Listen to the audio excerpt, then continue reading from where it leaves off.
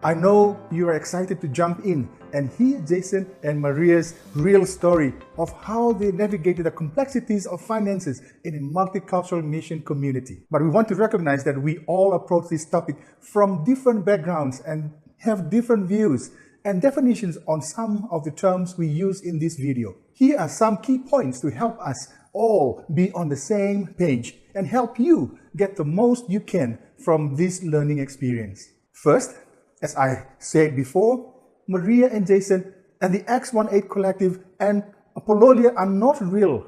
However, they are based on real people stories, real organizational and team practices, and real cultural differences that we have compiled to highlight some helpful ideas and key takeaways in this area of finances in multicultural mission communities. In this course, Maria broadly represents someone from the Global South and Jason someone from the Global North. We admit generalizations fall far short of reality and the complexity of real-life individuals.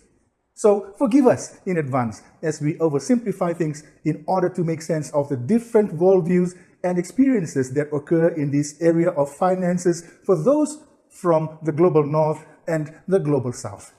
Which brings up a great question. What exactly do we mean by Global South and Global North? There are many different terms that broadly attempt to categorize the world across a single spectrum.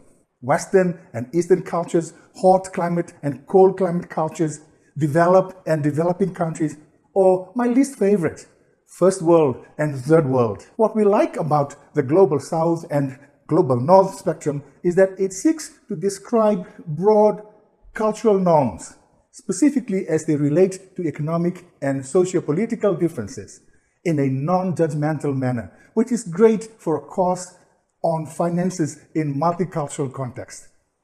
But what does that practically mean? Well, broadly put, the Global South and North spectrum recognizes the cultural differences between Western and non-Western cultures and layers it with some of the worldview nuances that form in advanced economies.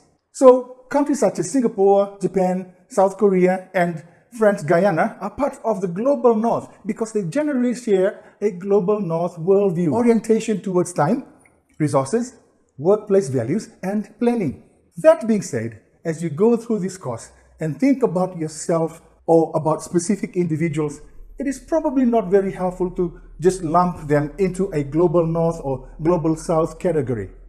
Instead, it is better to reflect on some of the different spectrums we introduce in the section on finances and culture and see what best fits each unique person. And finally, why do we use the term financial koinonia? Put simply, the Bible uses the term, so we do too. 10 out of the 45 times that koinonia is used in scriptures, it explicitly has to do with finances. And 5 out of the 8 times koinonia is commanded in scripture, it has to do with financial generosity.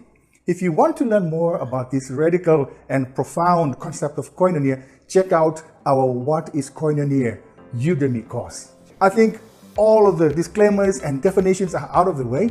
So now let's sit down and hear more about Jason and Maria. And let's start by talking about that awkward preview video we saw in video 1.